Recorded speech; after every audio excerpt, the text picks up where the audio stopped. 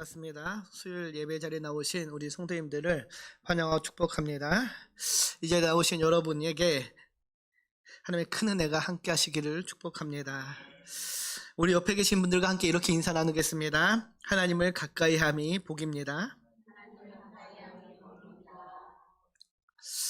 하나님을 가까이 함이 복입니다, 여러분. 그 복을 여러분들은 누리고 계신지요? 우리가 그냥 이렇게 하는 인사, 나눔의 인사가 아니라 정말로 하나님을 가까이 하는 복을 날마다 삶의 자리에서 누리시기를 소망하며 기도합니다.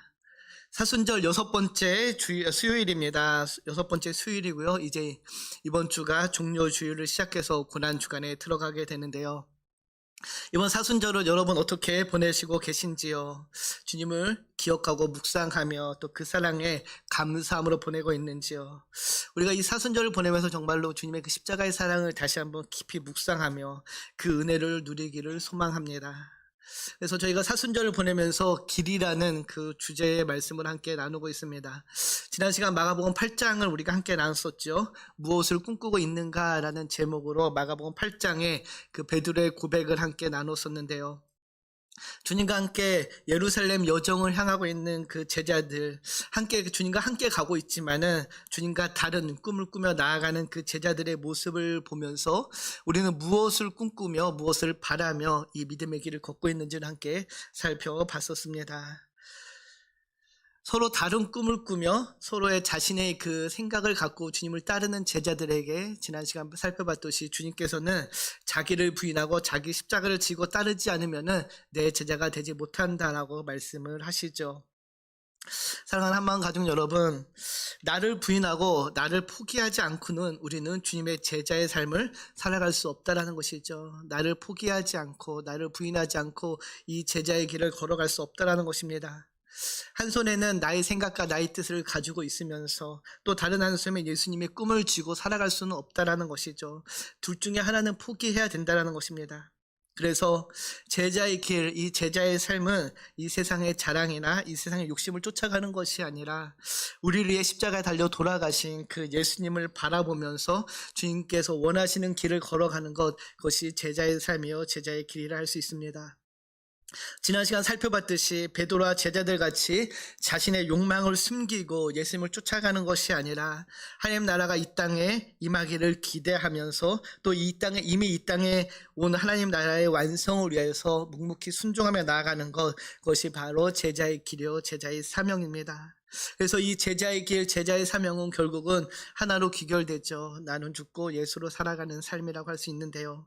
바라기는 이 사순절을 보내면서 정말로 나를 부인하고 내 십자가를 지고 주님을 따른다라는 그 삶의 의미를 되새겨 보기를 소망합니다. 이렇게 나를 부인하고 내 십자가를 지고 따르는 그 제자의 삶을 오늘 본문에서는 구체적으로 오늘 본문을 통해 지금 살펴보기를 원하는데요. 오늘 본문 여러분 보면은 17장 그 앞에 제일 위에 소단락 제목이 있습니다. 용서, 믿음, 종이 할 일이라고 적혀 있죠.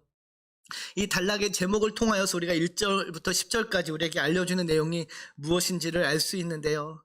용서, 믿음, 그리고 종이 할 일이라는 전혀 다른 세 개의 주제의 말씀이 묶여 있습니다. 전혀 연관성이 없는 말씀처럼 나열되어 있지만은 그러나 이 본문을 계속 묵상하다 보니까 이 세 개가 하나의 주제로 이어지는 것을 보게 되는데요. 바로 제자의 삶, 제자도라는 그 주제로 이어짐을 우리가 발견하게 됩니다. 주님께서는 제자들에게 이 본문을 통하여서 제자의 삶이 무엇인지, 제자는 어떻게 살아가야 하는지를 다시 한번 알려주고 있는 것인데요. 오늘 본문 먼저 1절, 2절을 보면 이렇게 시작을 합니다. 우리 다시 한번 1절과 2절을 읽겠습니다. 예수께서 제자들에게 이르시되 실족하게 하는 것이 없을 수는 없으나 그렇게 하는 자에게는 화로다. 그가 이 작은 자 중에 하나를 실족하게 할진대 차라리 연자 맷돌이 그 목에 매어 바다에 던져지는 것이 나으리라. 주님께서는 먼저 제자들에게 가르침을 주시는데 그 첫 번째 가르침이 무엇입니까? 실족하게 하지 말라라는 것이죠. 특별히 작은 자들을 실족하게 말라라고 권면을 합니다.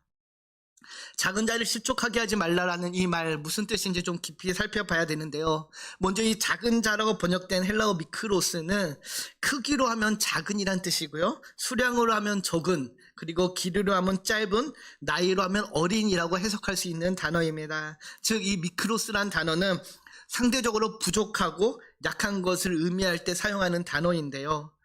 오늘 이 17장 앞선 본문을 보면은 거지 나사로와 부자의 이야기가 있죠. 그 본문에서 보면은 나사로가 작은 자가 될 것입니다. 즉 작은 자는 연소하고 힘도 없고 재력도 없고 사회적 기반이 없는, 우리 지금 현재 우리말로 하면은 사회적 약자라고 할 수가 있습니다. 주님께서는 제자들에게 그런 사회적으로 약한 자들을 실족하게 하지 말라라고 권면을 하지요. 실족하게 한다라는 이 말이 무슨 뜻인가요? 우리는 일반적으로 시험에 들지 말라라는 뜻으로 이해하게 되는데요. 실족하게라고 번역된 이 헬라어 스칸달로는 뜻을 보면은 걸림돌이란 뜻으로 사용되어집니다. 넘어지게 하는 것, 장애물이란 뜻을 갖고 있는데요. 그래서 새 번역을 보면 1절 말씀 이렇게 번역을 합니다. 예수께서 제자들에게 말씀하셨다. 걸려 넘어지게 하는 일들이 생기지 않을 수는 없지만 그런 일들을 일으키는 사람은 화가 있다라고 번역을 하는데요. 실족하게 하다를 걸려 넘어지게 하는 이라고 번역을 합니다. 즉 누군가가 가는 길 앞에 장애물을 만들어 놓는 것도 함정을 파는 것을 의미하는 것이죠. 즉 그 사람이 그 길을 제대로 갈 수 없게끔 방해하는 그 모든 것들이 실족하여 넘어지게 하는 것인데요. 이 실족하다는 의미를 좀 알기 위해서는 이 단어의 용례를 조금 더 살펴봐야 되는데, 마태복음 18장 8절에 보면은 이렇게 번역을 이런 구절이 있습니다. 같이 한번 보겠습니다. 만일 내 손이나 내 발이 너를 범죄하게 하거든 찍어내버리라.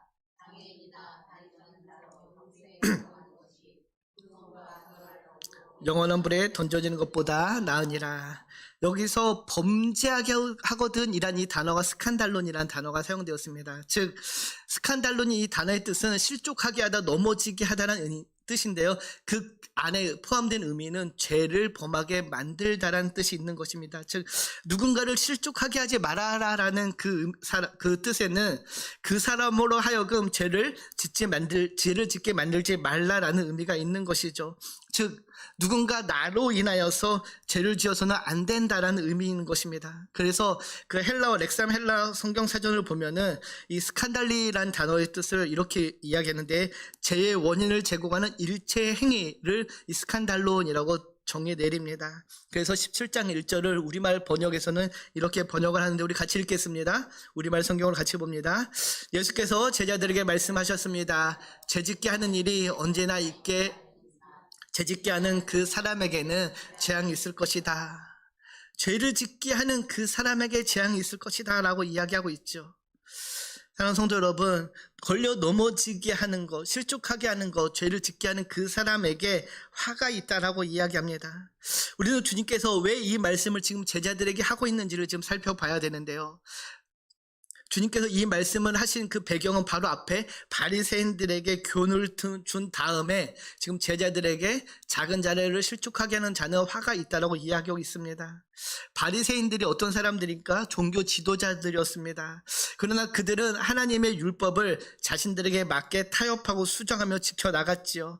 하나님의 말씀을 지킨다고 하지만은 장로들의 전통을 더 우선시하며 하나님의 말씀에 담겨져 있는 그 뜻을 정확하게 파악하지 못하고 깨닫지 못했습니다. 또한 바리새인들은 돈을 좋아하는 사람들이라는 그 별명이 있었죠. 그만큼 그들은 백성이 모범이 되어야 했지만 실제로는 모범이 되지 못했던 사람들입니다. 그들이 쪼개놓은 그 율법은 오히려 무거운 짐이 되어서 많은 사람들을 시험에 들게 하였다라는 것이죠. 주님이 이러한 사실을 복음서 곳곳에서 지적하고 책망을 하셨습니다. 즉 제자들에게 지금 실족하게 하지 말라라고 말씀하시는 것은 바리새인들처럼 약한 자들을 하나님께 나아가지 못하게 하는 그런 죄를 범하면 안 된다라고 있는 것이죠. 너의 모습을 통해서 누군가 시험이 들면 안 된다라는 것입니다. 그러면서 2절에 이렇게 이야기하죠. 그가 이 작은 자 중에 하나를 실족하게 할진대 차라리 연자 맷들이 고목에 매어 바다에 던져지는 것이 낫다라고 이야기합니다. 누군가를 죄를 짓게 만들려면 그 사람은 차라리 연자 맷돌을 그 목에 매어 바다에 던져지시는 것이 낫다라고 이야기하죠. 너무도 충격적인 말씀입니다. 연자 맷돌이 무엇인지 여러분 아시죠? 제가 사진을 하나 준비했는데요. 연자 맷돌 사진. 저것이 바로 연자 맷돌입니다. 굉장히 저 위에 저 동그란 돌이 연자 맷돌인데요. 우리가 집 가정에서 사용하는 그 맷돌이 아니라 저 정도 크게 연자 맷돌을 메고 목에 바다에 던져지는 것이 낫다라고 이야기합니다. 그만큼 죄를 짓게 만들거나 실족하게 하는 그런 일이 있어서는 안 된다라는 것이죠. 상황이 얼마나 심각한 줄을 여러분 짐작을 하셔야 됩니다. 지금 제자들에게 절대로 이런 일이 있어서는 안 된다라는 것을 강조하고 있는 것이죠. 제자의 존재의 목적이 무엇입니까? 제자는 하나님을 영화롭게 하고 또 그 하나님의 사랑을 전함으로 인하여서 하나님의 사랑을 백성들이 깨닫고 성도들이 깨닫고 또 하나님께 돌아오게 만드는 사람, 그 역할이 바로 제자의 역할입니다. 그런데 오히려 그 나의 모습을 통하여서, 나의 행위를 통하여서 하나님을 떠나게 하면은 그 사람은 더 이상 제자가 아니라는 것이죠. 그래서 사도 바울은 로마서에서 다음과 같이 우리에게 이야기하는데요. 우리말 번역을 좀 같이 보겠습니다. 뒤에 있습니다. 로마서 같이 읽겠습니다. 시작. 그러므로 우리가 이제부터는 서로 남을 판단하지 맙시다. 형제 앞에 걸림돌이나 장애물을 두지 않기로 결심하십시오. 형제 앞에 걸림돌, 장애물, 이게 바로 스칸달론인데요. 이것을 두지 않게 여러분 결심해야 된다는 것입니다. 나를 통하여서 누군가 걸려 넘어지는 일이 있어서는 안 된다라는 것이죠. 내가 형제, 여기서 이야기하는 형제는 바로 교회 공동체 안에 있는 믿음의 사람들입니다. 바로 여러분 옆에 앉아 계신 분들인데요. 나 때문에 지금 내 옆에 있는 누군가가 걸려 넘어지는 일이 있으면 안 된다라고 이야기합니다. 그래서 우리는 그런 일이 있지 않기로 결단해야 된다는 것이죠. 바로 이것이 제자의 길을 걷는 제자들의 삶의 모습이 되어야 한다는 것입니다. 사랑하는 성도 여러분, 그래서 우리가 이 믿음의 길을 걸어가면서 또 우리가 이 신앙의 길을 걸어가면서 공동체 안에서 듣지 말아야 하는 말이 있습니다. 바로 왜 저래라는 말이죠. 목사가 왜 저래? 좋은 뜻은 아니겠죠? 장로가 왜 저래? 권사가 왜 저래? 라는 말을 듣는다라면은 이미 그 말을 하는 사람 안에 시험이 들었다라는 것입니다. 누군가 저를 보고 목사가 왜 저래? 그러면은 저는 이 목사의 자리에서 내려와야 되는 것이죠. 사랑하는 성도 여러분, 그래서 우리는 이 삶을 살아가면서 우리의 모습을 좀 더 돌아봐야 되는 것입니다. 1절을 다시 보면 이렇게 이야기하죠. 우리 다시 한번 읽겠습니다. 예수께서 제자들에게 이르시되 실족하게 하는 것이 없을 수는 없으나 그렇게 하게 하는 자에게는 화로다. 여기서 실족하게 하는 일이 없을 수는 없으나 라는 이 뉘앙스 때문에 그래 사람이니까는 인간이니까 누구나 한두 번쯤 실수를 하겠지라고 생각할 수 있습니다. 그래서 가볍게 받아들일 수 있는데요. 절대 가벼운 말이 아니죠. 바로 그 뒤에 화로다라고 이야기하기 때문입니다. 그렇게 하는 자에게 화가 있을 것이다 라고 분명하게 경고하고 있음을 우리가 기억해야 됩니다. 그래서 우리는 사랑하는 성도 여러분, 이 말씀을 정말로 두려움으로 받아야 합니다. 저와 여러분이 만약에 누군가를 실족하게 한 일이 있다라면 우리는 그래서 지금 돌이켜 회개함으로 하나님 앞에 나아가야 될 것입니다. 여러분은 누군가를 걸려 넘어지게 하는 그런 걸림돌이 아니라 나를 통하여서, 여러분을 통하여서 하나님을 더 깊이 바라볼 수 있고 하나님을 더 깊이 사랑하게 하는 도구요 통로가 되는 것이 제자의 삶의 모습일 줄 믿습니다. 그래서 사도 바울은 고린도전서에서 이렇게 우리에게 이야기하죠. 고린도전서 11장 1절인데요. 우리 같이 읽겠습니다. 내가 그리스도를 본받는 자가 된 것 같이 너희는 나를 본받는 자가 되라. 내가 그리스도를 본받는 자가 된 것 같이 너희는 나를 본받는 자가 되라. 사도 바울이 자기를 본받으러 하는 이야기는 아니겠죠. 내가 본받는 그리스도를 나를 통하여서 보고 그대로 그리스도를 본받으라고 이야기하고 있습니다. 그런데 이 말을 할 수 있는 사도 바울의 삶을 우리가 알기에 이 말을 할 수 있었다라고 생각합니다. 그만큼 그는 그리스도를 사랑하고 그리스도의 말씀에 순종하는 삶을 살았기에 이렇게 고린도 교회에 편지를 보내며 이야기할 수 있었던 것이죠. 사랑하는 한마음 가족 여러분, 사도 바울이 나를 본받으라 한 것처럼 저와 여러분도 누군가에게 나를 본받으라고 이야기할 수 있는 그런 믿음의 사람들이 되기를 축복합니다. 누군가에게 당당하게 떳떳하게 내가 그리스도를 본받는 것처럼 너희도 나를 본받으라고 이야기할 수 있는 그런 믿음의 사람들이 되기를 소망합니다. 이처럼 주님께서는 제자들에게 아주 높은 삶의 기준을 제시하고 있는 것이죠. 그러면서 3절에 또 하나의 제자의 삶의 모습을 다음과 같이 이야기하는데요. 우리 3절 4절을 같이 읽겠습니다. 너희는 스스로 조심하라. 만일 내 형제가 죄를 범하고 경고하고 회개하거든 용서하라. 만일 하루에 7번이라도 내게 죄를 짓고 7번 내게 돌아와 내게 회개하노라 하거든 너는 용서하라 하시더라. 주님께서는 제자들에게 남을 실족하게 하지 말라라고 말씀하신 후에 또 다른 가르침으로 용서하라라는 가르침을 주십니다. 즉 제자의 삶은 용서하는 삶이라는 것이죠. 왜 예수님은 작은 자를 실족하게 하지 않도록 조심할 것을 권면한 다음에 용서에 대해서 말씀하고 계실까요? 그것은 아마도 우리가 용서에 대해서 굉장히 인색하기 때문이 아닐까 생각합니다. 특별히 우리는 약한 자에게 용서가 인색합니다. 여러분 한번 여러분의 삶을 돌아보시기 바랍니다. 나는 강한 자에게 강합니까? 약한 자에게 강합니까? 우리는 강한 자에게는 약하고 한없이 약한 자에게는 강한 모습을 보일 때가 있습니다. 그래서 강한 자의 잘못은 넘어갈 때가 있지만은 약한 자의 잘못은 넘어가지 못하고 정죄하고 비난하고 비판할 때가 많다라는 것이죠. 이런 삶의 모습을 주님이 아셨기 때문에 작은 자를 실족하게 하지 말라는 그 말씀 이외에 용서의 말씀을 하고 계신 것이죠. 그런데 여러분 우리가 기억해야 되는 것은 작은 자에게 더 용서가 필요하다라는 것이죠. 작은 자, 약한 자들은 실수할 수 있습니다. 실수하기가 쉽지요. 그래서 그들은 늘 실수하고 넘어지기에 죄를 범할 수 있기에 용서가 필요한 존재들이 또한 약한 자들입니다.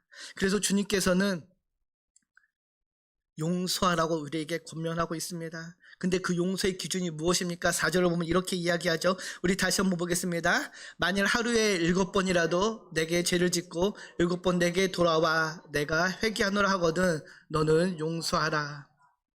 7번을 죄를 짓고 7번 용서를 구해도 용서하라라고 이야기하고 있습니다. 사랑하는 성도 여러분, 한없는 용서를 이야기하고 있는 것이죠. 여기서 7번은 단지 횟수를 의미하는 것은 아니라는 걸 우리가 너무도 잘 알고 있습니다. 무한수죠. 완전수죠. 우리는 반복해서 끊임없이 누군가를 용서해야 되는 사람들이라는 것입니다. 특별히 내가 용서하지 않으므로 누군가 실족할 수 있다라는 그 생각을 한다면 우리는 더욱더 용서하는 사람이 되어야 되는 것이죠. 그래서 우리는 늘 사랑의 마음으로 용서해야 됩니다. 그것이 주님께서 우리에게 보여주신 제자의 길이기 때문인데요. 그런데 설교를 쓰면서 이런 생각을 했습니다. 과연 한없이 끝없이 용서할 수 있는 사람이 있을까? 나는 과연 몇 번이나 용서할 수 있을까? 7번 용서할 수 있을까? 같은 죄를 7번 범했다면 그것은 고의이기 때문에 도저히 용서하지 못하는 것이 아닐까? 라는 생각을 했습니다. 제자들도 마찬가지였던 것 같습니다. 그래서 그 다음 5절을 보면 이렇게 구하죠. 우리 5절을 같이 읽겠습니다. 사도들이 주님께 말하였다. 우리에게 믿음을 더하여 주십시오. 우리에게 믿음을 더하여 주십시오. 제자들도 본인들이 생각하기에 실족지 않게 하거나 용서하는 일, 그것이 지금 자신들의 능력이나 믿음으로 감당할 수 없다는 것을 알았기 때문에 주님께 믿음을 구하지 않았나 생각해 봅니다.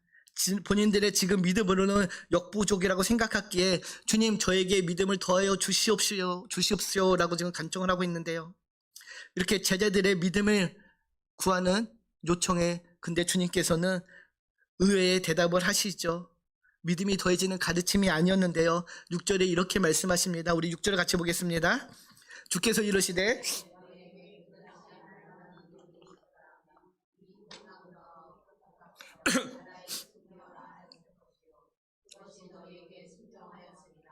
아멘. 예수님은 믿음을 구하는 제자들에게 믿음을 더해주는 대신 겨자씨 비유를 말씀해 주십니다. 예컨대 만약 겨자씨에 한 알의 믿음이 있다라면은 뽕나무가 뿌리가 뽑혀 바다에 심겨라 한다고 할 때에도 그 말이 이루어질 것이다라고 이야기하고 있으시죠.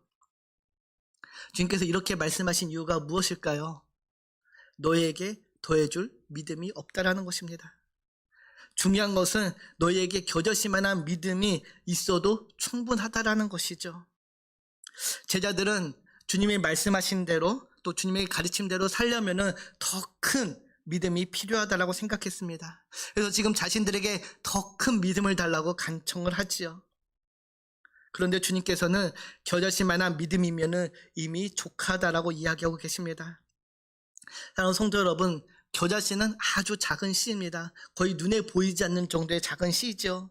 그런 겨자씨 하나만한 매우 작은 믿음만 있어도 큰 일을 할 수 있다라고 이야기하고 계신 것입니다. 그래서 사도로서 제자로서 살아갈 때 필요한 것은 큰 믿음이 아니라 겨자씨 하나의 믿음이라는 것이죠. 제자들은 자신들이 갖고 있는 믿음보다 더 큰 믿음이 있어야 사람을 실족치 않게 하고 큰 믿음이 있어야 용서할 수 있다고 생각했지만은 주님은 아니라고 말씀하십니다. 지금보다 믿음이 더해져서 가능해지는 일이 아니라는 것이죠. 그러면 제자들에게 필요한 것이 무엇일까요? 바로 겨자씨 하나의 참된 믿음입니다. 제대로 된 믿음이 있어야 한다는 것이죠.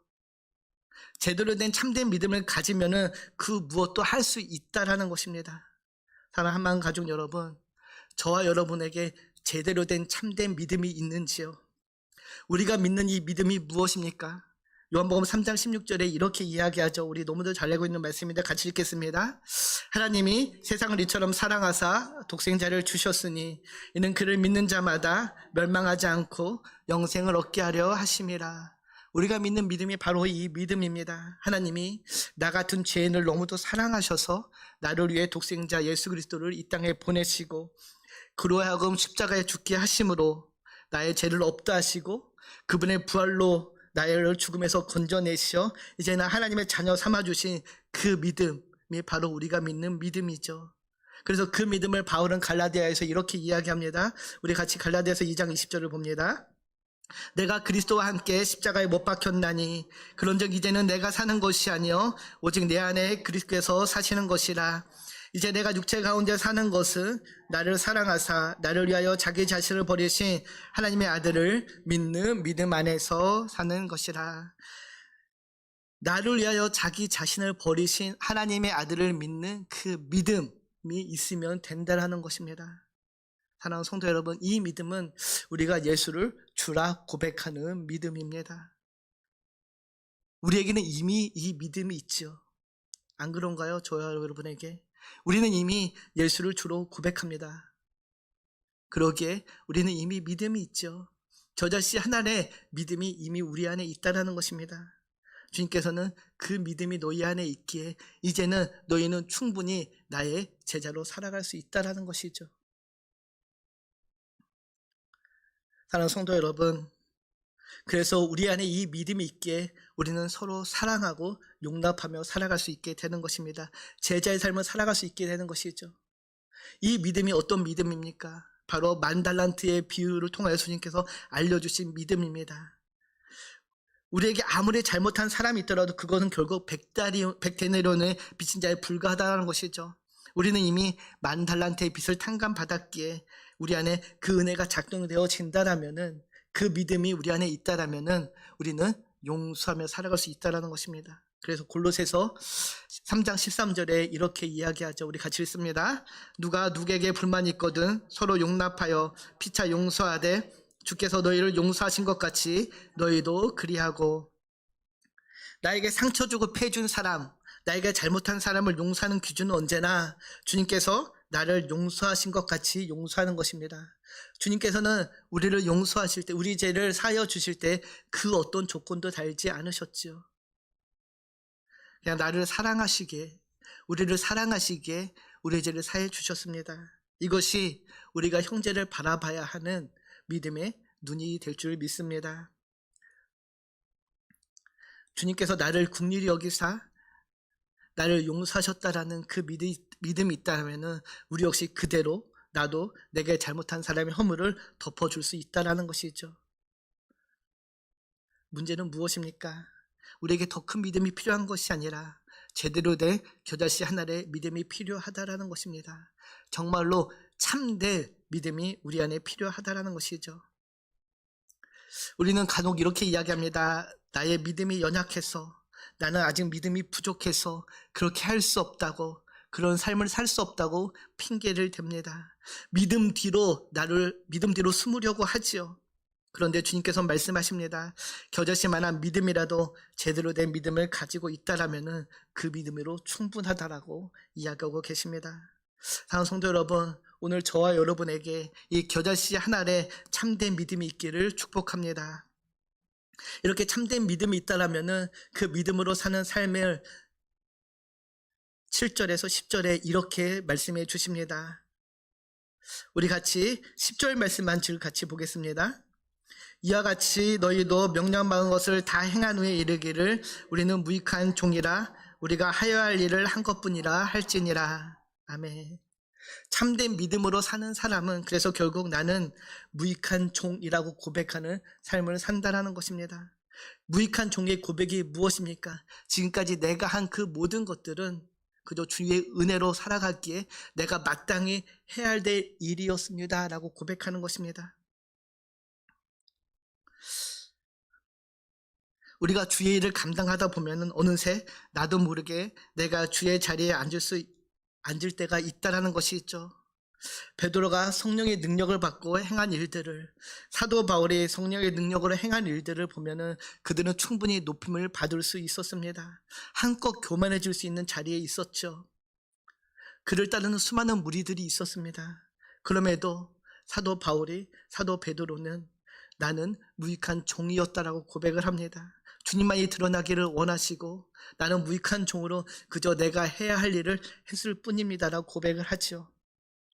사랑하는 성도 여러분, 참된 믿음으로 사는 제자는 결국 나를 무익한 종으로 고백할 수뿐이 없음을 기억하시기 바랍니다. 내가 지금 하는 모든 일들은 그저 주의 은혜에 감사함을 행하는 것이라는 것이죠. 바라기는 오늘도 무익한 종의 자세로 살아가는 우리의 삶이 되기를 소망합니다. 오늘 설교의 제목이 참된 믿음이 있는가입니다. 한마음 가족 여러분, 우리 안에 참된 믿음이 있다라면은 우리는 제자의 삶을 충분히 살아낼 수 있습니다. 남을 실족해 하는 걸림돌이 아니라 함께 신앙의 길을 걷는 믿음의 동역자요, 신앙의 본을 보이며 나로 인하여 우리로 인하여 더 많은 사람들이 주께로 인도함을 받고 주를 더 사랑하게 하는 도구요 통로가 될 것입니다. 또 우리 안에 참된 믿음이 있다라면은 우리는 서로 용서함으로 사랑함으로 함께 주의 교회로 세워져 갈 것입니다. 또 우리 안에 참된 믿음이 있다라면은 나를 주장하는 것이 아니라 이제는 내 안에 계신 그리스도를 인하여서 나는 무익한 종임을 고백하며 온전히 나의 삶, 우리의 삶을 주께 드리고 의탁드리고 묵묵히 이 믿음의 길을 걸어가게 될 것입니다. 바라기는 오늘 저와 여러분은 나는 무익한 종입니다 라고 고백하는 그 고백이 있기를 소망합니다. 우리 따라 한번 해봅시다. 나는 무익한 주님의 종입니다. 정말로 이 고백을 하십니까? 송경미 목사님의 찬양 중에 나는 무익한 종입니다라는 그 찬양이 있습니다. 좀 아까 띄워주셨었는데 우리 가사를 보면 이렇습니다. 내가 주께 받은 사명 모두 마치고 나의 달려갈 길을 다하여도 내가 주의한 고생 남보다 더 하였어도 나의 마지막 고백 난 무익한 종입니다. 내가 10번을 산대해도 1000년을 수고하여도 눈물이 내 앞을 매일 가려도 모두 날 떠나가도 주위에 내 모든 것 버려도 나의 마지막 고백 난 무익한 종입니다. 너무도 은혜로운 찬양인데요. 사랑하는 성도 여러분, 정말로 이 찬양의 고백처럼 우리가 내가 10번을 살아도 내가 1000년을 수고해도 우리의 고백은 나는 주님의 무익한 종입니다라는 고백이 우리의 삶에 있기를 소망합니다. 바라기는 이 사순절을 보내며 우리의 삶의 자리에서 맡겨진 사명을 순종함으로 감당할 때에 무익한 종의 은혜를 누리게 될 줄 믿습니다. 오늘도 그 은혜 가운데 거하는 저와 여러분이 되기를 주님의 이름으로 축복합니다. 기도합니다. 참 좋으신 하나님 감사합니다. 하나님 오늘 말씀을 통하여서 제자의 삶이 어떠해야 되는지를 봅니다. 주의 제자는 주의 사랑으로 살아가는 사람으로 실족하게 하지 않고 오히려 그리스도의 본을 따라 살아감으로 사랑하고 용서하며 무익한 종으로 살아가는 삶이 됨을 봅니다. 오늘도 우리의 삶에 이런 삶의 모습들이 나타나기를 소망합니다. 특별히 주님께서 주신 그 은혜로 살아갈 때에 우리의 삶의 모든 자리에서 유익한 종의 고백이 있게 하시고 맡겨진 사명을 순종함으로 감당할 수 있도록 주님 은혜로 붙잡아 주시옵소서. 감사드리며 우리를 권하신 예수님의 이름으로 기도드립니다. 아멘.